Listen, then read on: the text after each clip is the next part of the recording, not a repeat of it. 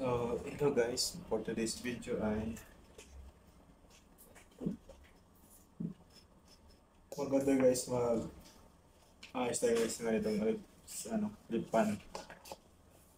So, ang gagawin ko lang dito ay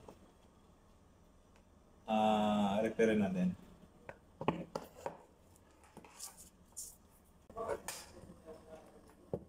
So, ngayon guys ay tatanggalin natin to yung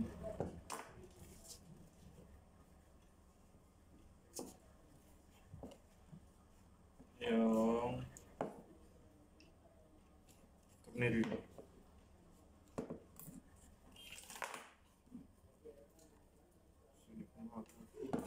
Dalawa lang man lang pala eh. Kaya na to.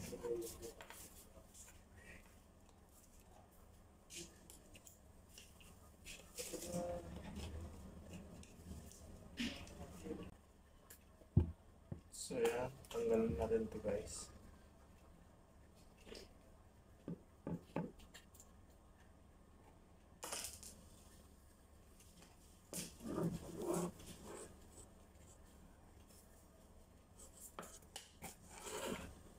So ayan, kailangan natin to i-adjust.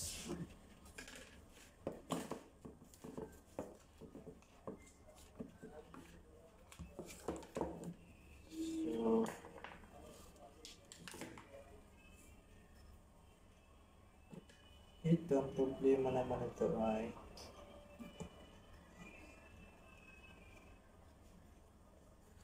bali, ayun nga pala. Ano doon sa loob? Ang problema.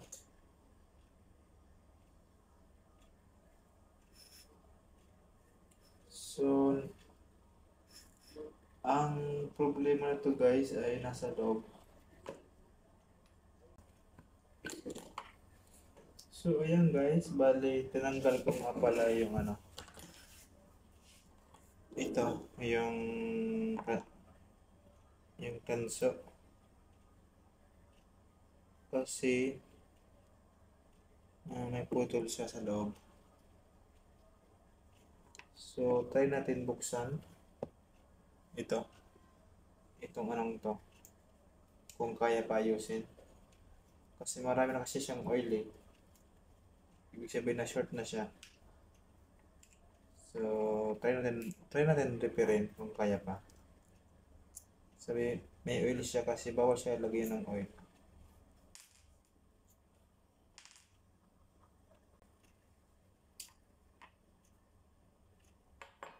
So, ayan guys, tanggal ko na. Ayan, tanggal ko na siya.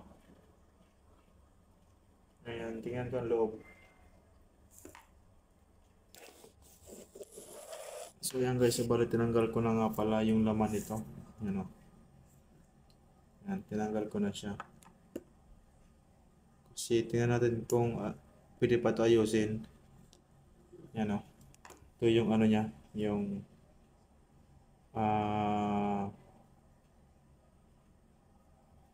tanso. So, try natin ayusin to. Yan o.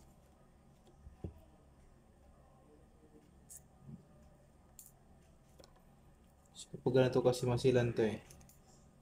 Pero try natin ulit kung kaya pa.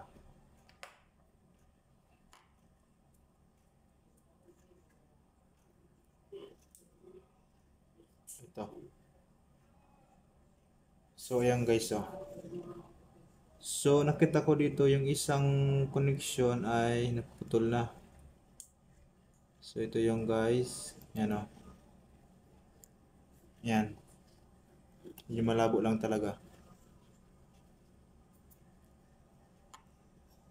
So bali guys, ito yon. Yan. Naputol na siya dyan. Tapos ang gagawin ko, ito yung nag-green na yan. Naputol siya. So ang gagawin ko dyan ay dudugtong ko lang yan doon sa ilalim. Kaya natin.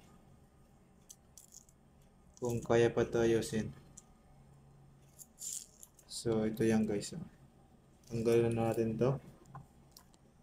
So, okay pa naman sana yung ano niya, yung copper. Ayan o. So, ito yung guys. Bali, itong green na yan. Itong green na wire.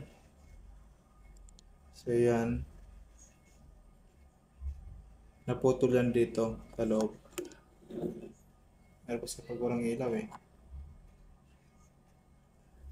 So, ito. Bali, ito guys, naputol. Itong kulay green na yan.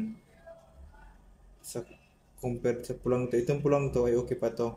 So ito yan guys, itong kulay anong yan, yan sa loob. Bali, repairing ko lang yan kung kaya pa yan maayos. Pero subukan ko na ayusin. So bali guys, ikukunin ko lang siya guys sa loob. So yun.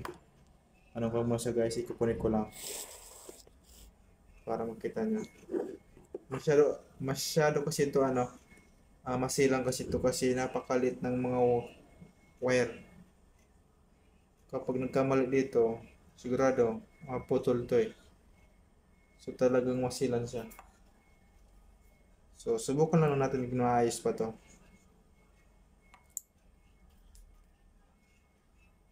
Kasi hindi naman masama kung subukan natin. So ayan guys. Napakalit lang nitong ano, napakalit lang ng wire na to. Pero try natin na ayusin.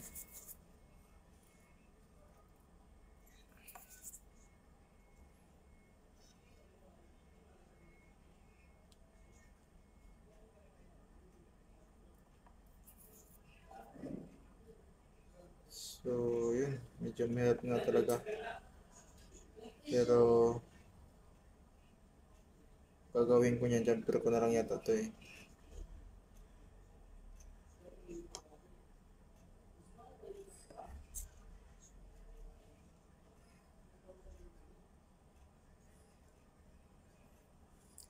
So yan, gawin ko guys ng paraan to.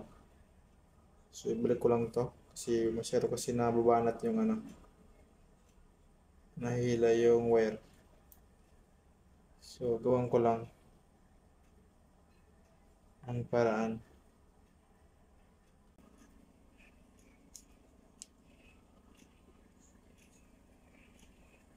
So ayan guys, bali naikabit ko na siya. Ngayon, susubukan kung ano to.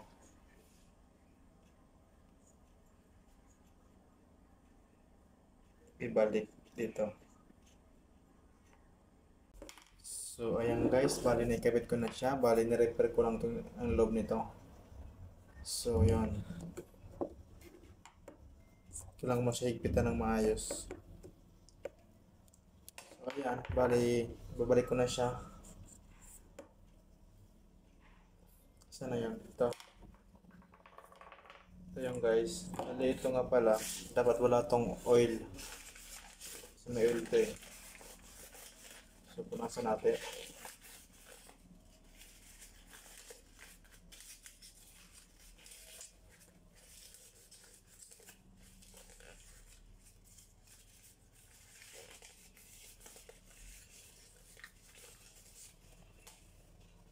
So ayan guys, bali babalik ko na siya dito. Tapos subukan natin kung ano mangyari. Pero sa ngayon ay ikabit ko muna to. Ito napakalit na yan oh. Yan oh. Mahalaga yan guys. So yan ay kahit napakalit niya pero mahalaga yan.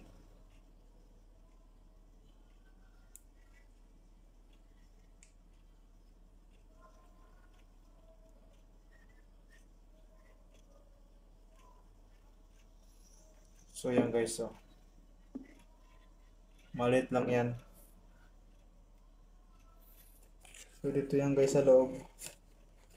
Dito lang mahirap ipasok pero try natin na ipasok to.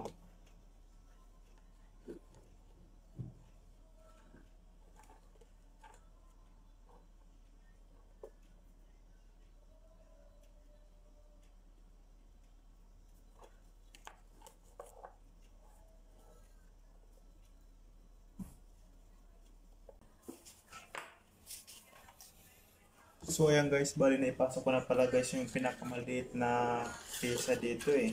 So yun ang ano, yung lock niya, nakamaliit yun eh. So yun talagang mahirap pag maliit siya.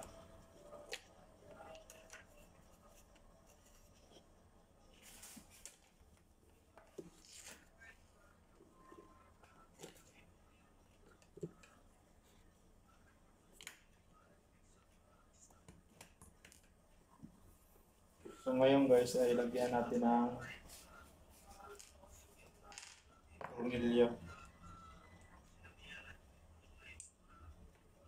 So lagyan natin guys ng tornilyo to kasi okay na, naikabit ko na yung napakahirap na ano, na lock na yun.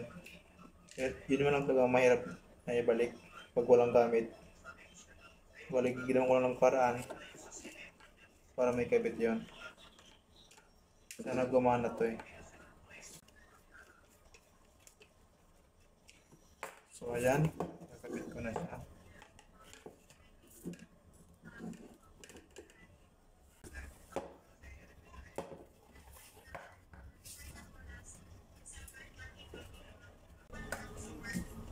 So yun, lagyan ko na guys ng lock. Lagyan ko muna siya ng takip. Saka ito guys ay dugtungan natin ng wire kasi maiksi na siya. So ayan guys, so medyo mahaba na oh. Susubukan natin guys isaksak to dito kasi mahaba naman siya. Masubukan natin to. So balik-lik ko lang to para safety tayo. Kasi tamaan ako eh.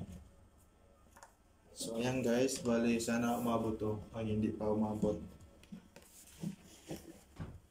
So ngayon guys, hawakan ko na lang siya.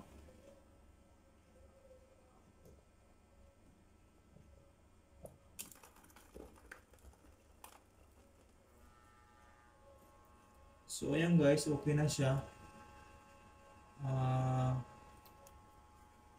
Wala naman siyang problema. So ganun lang guys.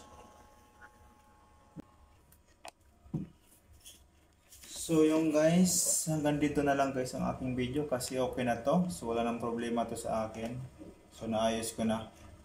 So yung lang guys ang aking video. So salamat guys sa iyong panood. Hanggang sa muli guys.